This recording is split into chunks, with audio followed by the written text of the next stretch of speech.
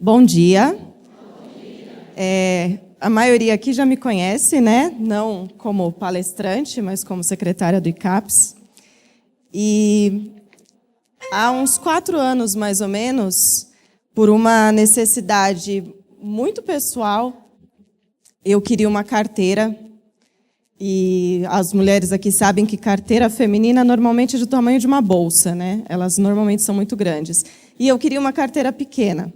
E um dia eu vi uma pessoa vendendo uma carteira feita de caixinha de leite. Falei, olha, isso pode ser muito interessante. Eu tinha uma máquina de costura em casa, que eu nunca tinha usado, mas me arrisquei e fiz uma carteira para mim pela primeira vez. Muitas pessoas começaram a olhar e gostar da ideia, e eu fui me aprimorando nisso. Então, há 4 anos, eu trabalho desenvolvendo artesanato feito só com caixinha de leite. A caixinha de leite, especificamente, ela demora 200 anos para se decompor na natureza. E ela é feita com 3 tipos de materiais diferentes. É o papelão, o plástico e o alumínio.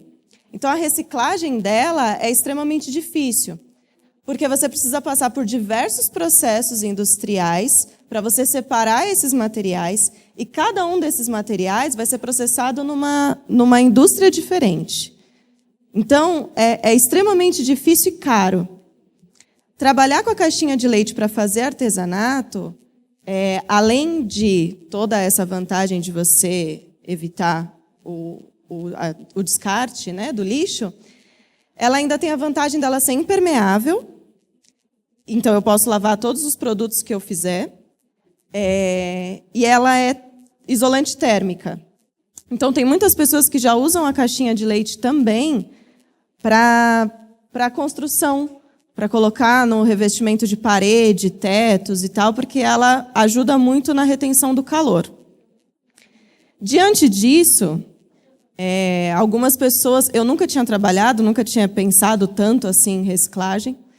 E aí algumas pessoas foram olhando e foram gostando da ideia, meus vizinhos foram pedindo, mas eu queria guardar para você. Mas eu também queria guardar a caixinha de leite para você. E eu percebi que as pessoas, elas não trabalham tanto com a reciclagem porque elas não veem o resultado disso. E quando elas olhavam um produto palpável que eu fiz com a caixinha de leite, aí elas se empolgavam muito mais em guardar a caixinha para mim. Então, hoje, meu pai está por aqui, ele é o lavador oficial de caixinha de leite para mim. Ele lava todas, armazena bonitinho. E, às vezes, a gente se depara saindo de casa, no portão de casa, 3, 4 caixinhas jogadas lá na garagem, no portão, porque algum vizinho meu decidiu guardar. Pessoas me procuram no Facebook perguntando como que elas fazem para limpar a caixinha e guardar para mim. Então, isso me deu uma motivação muito grande. Eu percebi que as pessoas sentem falta disso. E aí, trabalhando no ICAPS, eu e a Anísia, a gente se encontrava todos os dias e às vezes, falava sobre algumas coisas, né?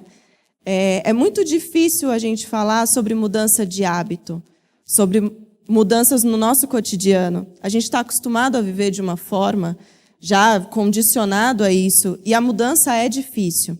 E, às vezes, a gente precisa de algo externo para apontar para a gente e falar, olha, isso está errado.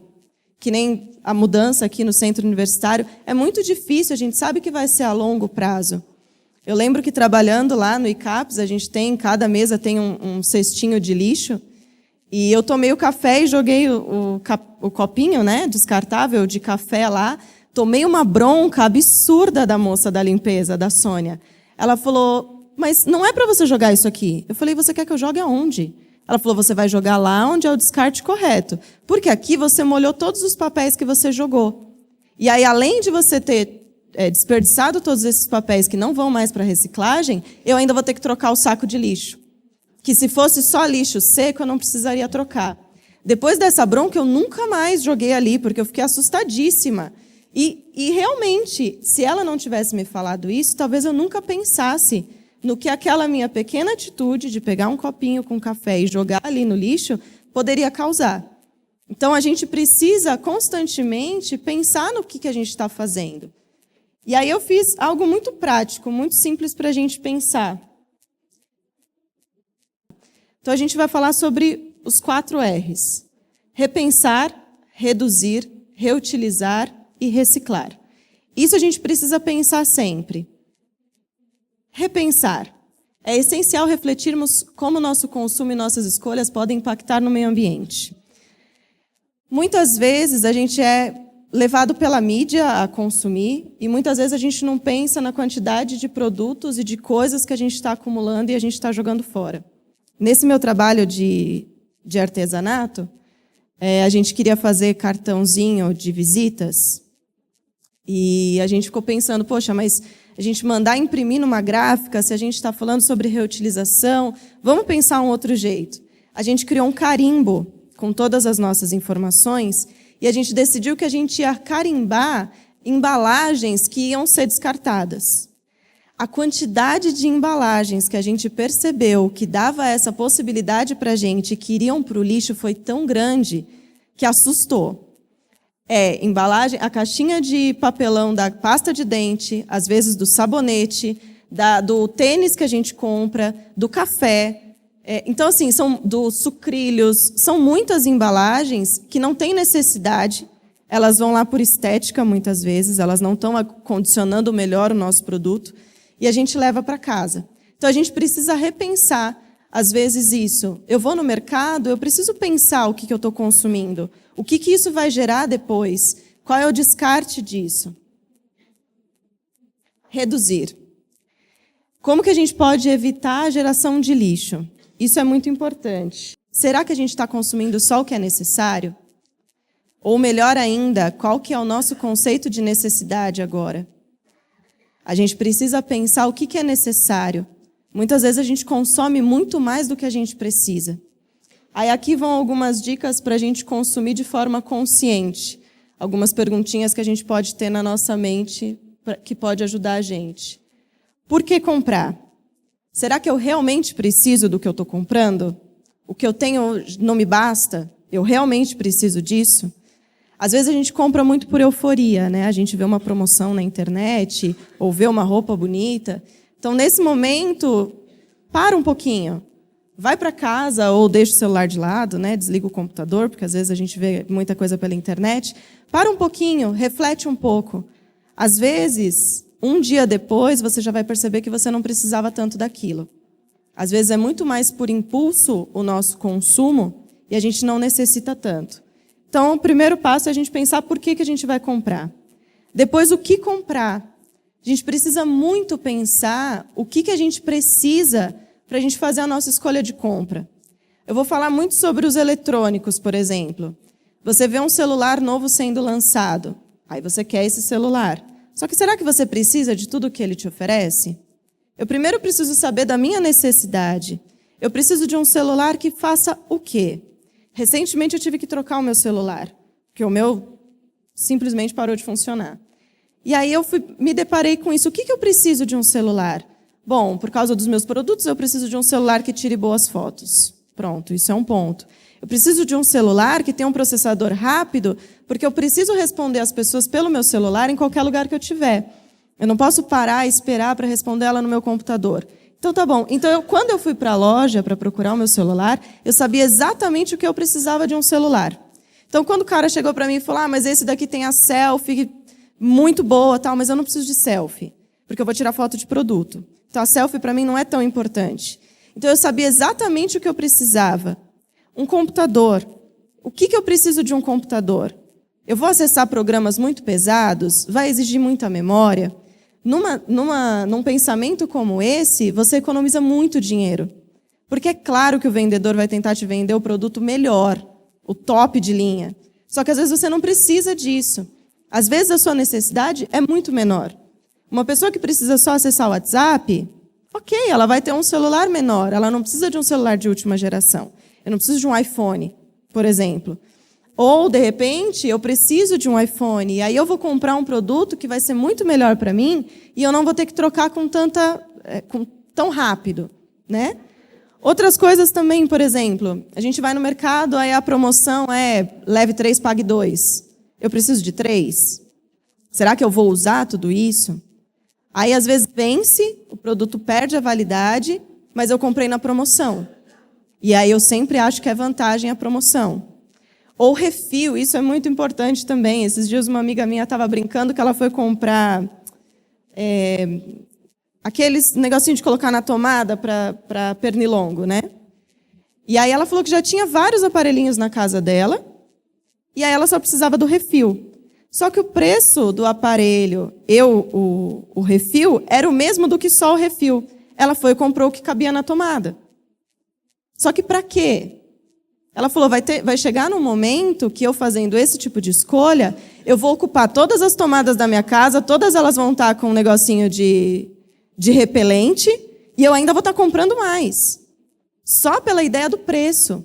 Então, a gente não pode se basear só na questão do preço. A gente precisa pensar o que é a nossa necessidade, o que eu realmente preciso e o que eu realmente vou usar. Isso é muito importante. Como usar? Isso também é outra coisa muito importante. A gente se acha muito sabichão, né? A gente sempre acha que já... Poxa, eu comprei um computador agora, eu sei usar. Eu sei ligar, eu sei fazer ele funcionar, então está tudo certo. A gente nunca lê manual de instruções. E aí, com isso, a gente faz a vida útil dos nossos produtos ser muito menor.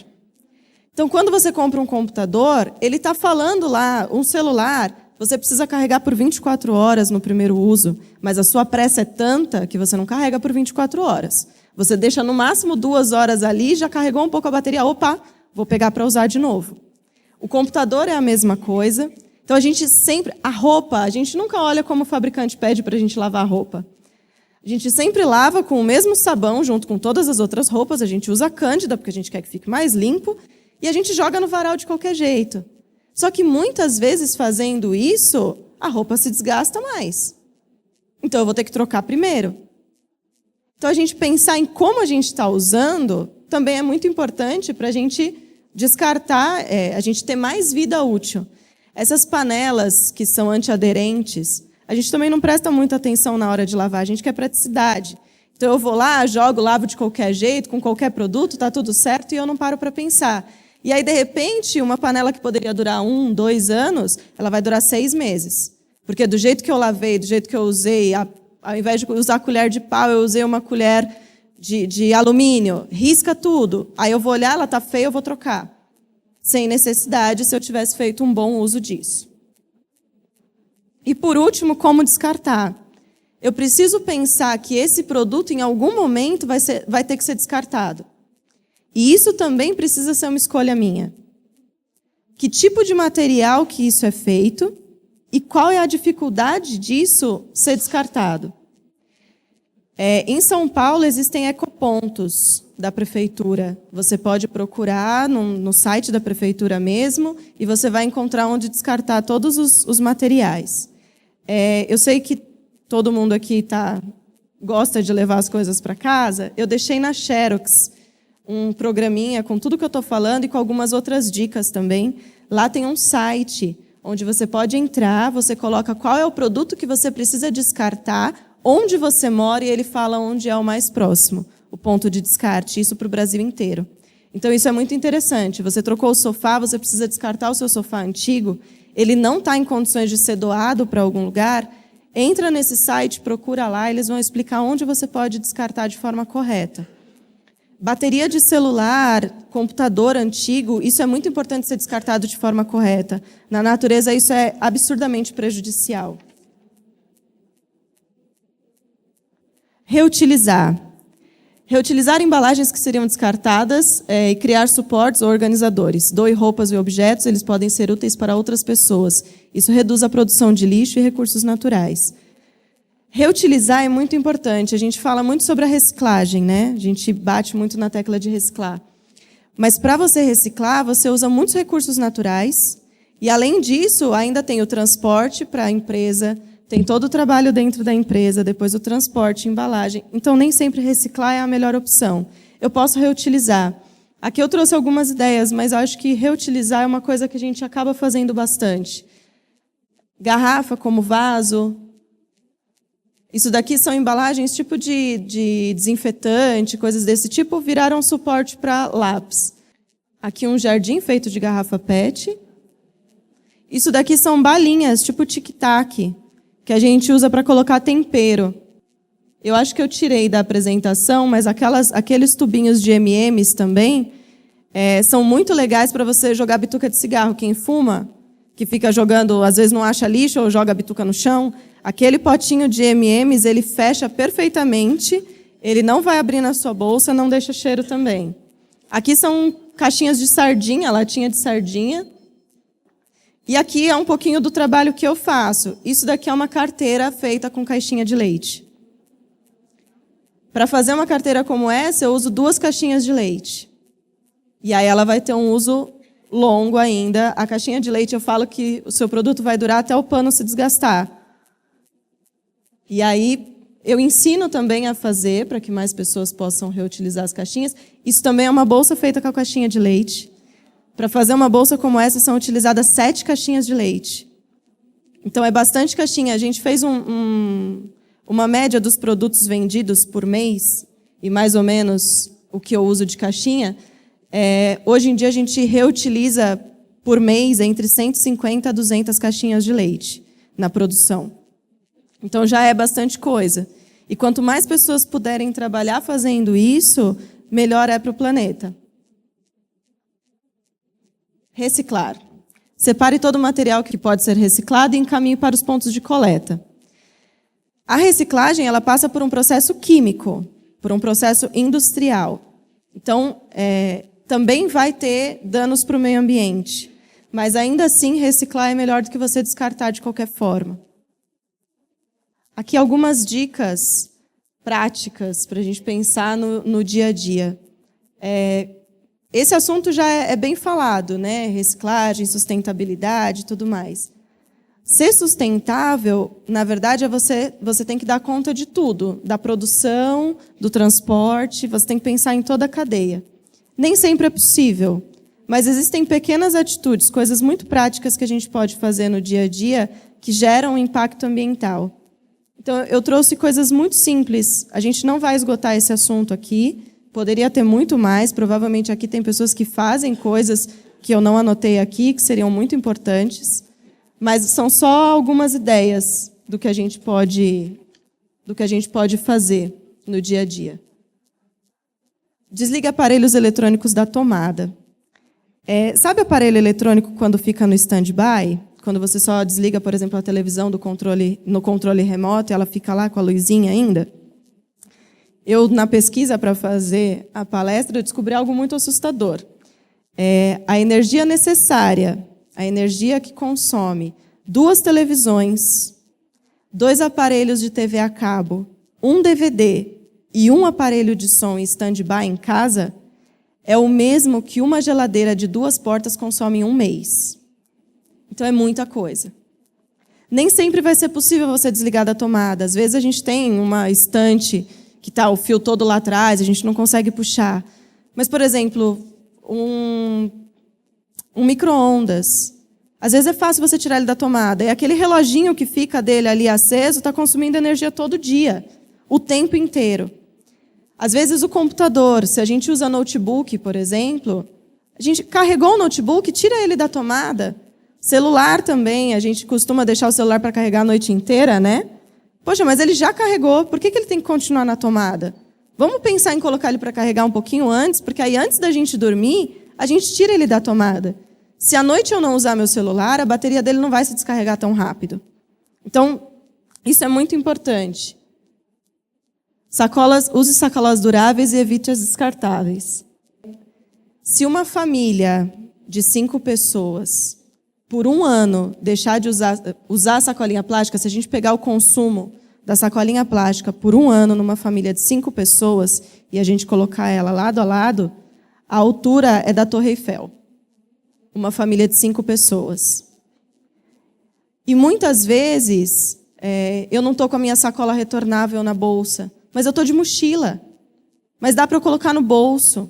Às vezes você vai na farmácia comprar um comprimidinho de dor de cabeça, é desse tamanho.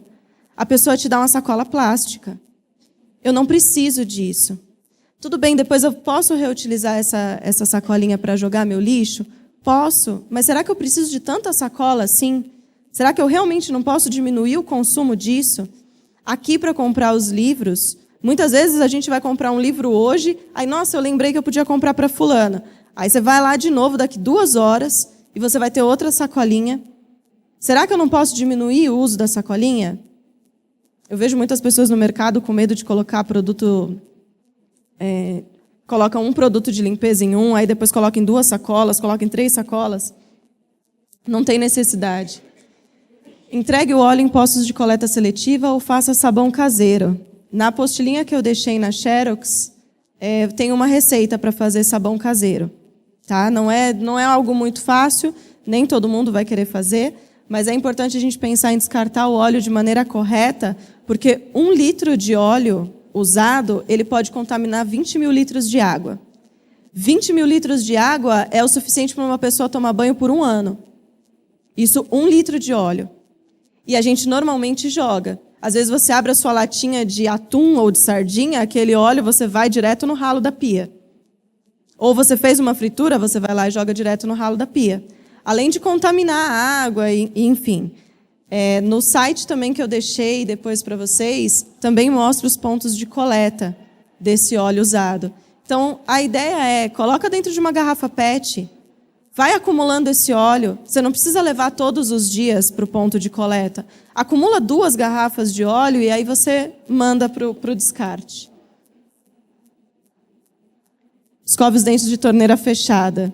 Isso também a gente vê às vezes em filme, eu sempre vi, o pessoal usando o copinho, né? Enche o copinho lá e para fazer o gargarejo, o bochecho, não deixa a torneira ligada. Se todos os moradores do Brasil fecharem a torneira ao escovar os dentes, a água economizada durante 1 mês equivalerá a 1 dia e meio do volume de água que cai nas cataratas do Iguaçu. É muita coisa. É muita coisa. Então, eu posso, sim, colocar um copinho de água ali, encher o meu copinho de água, escovei meu dente, tomo a água daquele copo para enxaguar minha boca. Eu não preciso deixar ligada a torneira o tempo inteiro. Não deixe torneiras pingando. Isso daqui, mais ou menos, uma torneira ao longo de 1 ano, desperdiça pelo menos 16 mil litros de água. E isso custa cerca de R$ 1.200 na sua conta no final do ano. Então, é bem importante a gente pensar que uma torneira pingando não vale muito. Menos 1 minuto de banho economiza 15 dias de Itaipu. Não preciso nem falar nada. Já está aí. Desliga o computador na hora do almoço. Isso também foi outra coisa que eu aprendi recentemente. As pessoas têm a mania de achar que se eu desligar o computador, que a força que vem para eu ligar o computador é muito maior do que se eu deixar ele ligado. Isso é mentira. Então, ao longo de 1 ano, se só 1% dos brasileiros desligar o computador todo dia, apenas na hora do almoço, a energia economizada evitará a emissão equivalente ao carbono absorvido por 30 mil árvores da Mata Atlântica. Então, às vezes a gente fica, mas eu vou deixar o computador ligado, eu só vou ali ver um negócio e já volto. Só que você vai ali ver um negócio, aí você vê outro, você vê outro, você vê outro, e quando você vai voltar, já passaram 3 horas. São 3 horas que seu computador podia estar desligado e você deixou ele ali consumindo energia. Lave os materiais que serão encaminhados para reciclagem. Isso daqui gera polêmica. Muitos lugares, muitos especialistas falam que você não precisa lavar antes, porque no processo de reciclagem ele vai passar por lavagem novamente. Vou falar pela experiência que a gente tem com as caixinhas de leite em casa. Nem sempre, na minha casa, por exemplo, não passa coleta seletiva, não passa caminhão de coleta. Então, os materiais que a gente deixa para reciclagem ficam acumulados no quintal até passar um catador ou algo que a gente possa levar para algum lugar. Então, eu fico imaginando, essa caixinha de leite, muitas vezes a gente montou até um vídeo explicando para as pessoas como lavar a caixinha de leite. Porque muitas pessoas queriam muito me ajudar. Só que elas deixavam a caixinha lá 1 mês. Quando eu abri a caixinha, ela estava completamente azeda. Imagina o leite por 1 mês, a céu aberto. É absurdo. E aí você não consegue nem mesmo tirar o cheiro depois da caixinha. Então eu acabava jogando fora porque a pessoa simplesmente não jogou uma água. Aí um potinho de iogurte é doce. Se eu deixar ele lá, vai juntar formiga, vai juntar mosquito, vai proliferar doença. Então não me custa limpar esses objetos, esses materiais, antes de deixar lá para reciclagem. A caixinha de leite eu não trouxe aqui, mas se você abrir ela por completo e lavar, ela economiza muito espaço. Então dá para passar água. Você pode usar água de reuso para fazer isso. Muito mais saudável. Utilize copos de vidro e garrafinhas de água. Isso é algo muito fácil de fazer. Aqui, por exemplo, se a gente pensar na quantidade de copinhos descartáveis que a gente está usando aqui, cada vez que a gente para o café, a gente pode reutilizar esse copinho descartável. Eu posso segurar o meu copinho, é só meu, e usar ele várias vezes. Eu posso encher minha garrafinha de água para evitar o uso de copos. No meu escritório, eu posso deixar uma caneca lá, e cada vez que eu for tomar água ou café, usar a minha caneca. Também isso é outra coisa que as pessoas gostam muito de defender e falam muito que, mas eu vou gastar água para lavar o meu copo, então é mais fácil eu usar o copo descartável. E as pessoas não pensam que a reciclagem desse copo vai usar petróleo, vai usar recursos naturais, vai usar o transporte, então tem poluição. Então as pessoas só estão pensando ali, naquele momento, é mais prático para mim ser descartável. Nem sempre vai ser possível, é o que eu estou falando para vocês. Às vezes você vai para um lugar, você está sem garrafinha, você vai ter que usar seu copo descartável. Tudo bem. Mas se a gente puder, na maior parte do tempo, pensar sobre isso, quando eu tiver que descartar meu copinho, o dano já vai ser bem menor. Reutilize a água da lavagem de frutas e verduras para lavar louça, roupas ou regar as plantas. Aqui em São Paulo a gente teve uma crise hídrica muito grande, né? E em casa a gente já tinha feito tudo. Minha mãe sempre reutilizou a água da lavagem da roupa para lavar o quintal. A gente sempre foi rápido no banho e a gente não sabia mais o que fazer. E um dia eu vi minha mãe lavando as verduras no tanque. Eu falei, nossa mãe, o que aconteceu? A pia está quebrada? Ela falou, não, é porque aqui eu vou fechar o tanque e vou usar essa água depois. E foi uma coisa que a gente nunca tinha parado para pensar. Então precisou da crise para a gente criar esse hábito. Muitas vezes você usa muita água para lavar uma maçã. E é uma água limpa, que eu posso simplesmente usar para outras coisas. Utilize sabão caseiro para lavar louças e roupas. Isso daqui é algo importante. Não existe produto de limpeza que seja 100% ecológico. Nenhum, nem mesmo sabão caseiro. A soda que a gente usa para fazer esse sabão também é prejudicial. Tá?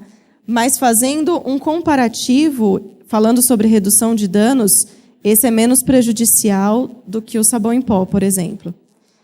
Desde 1982, a Anvisa já proíbe, já obriga os fabricantes de detergente a serem biodegradáveis.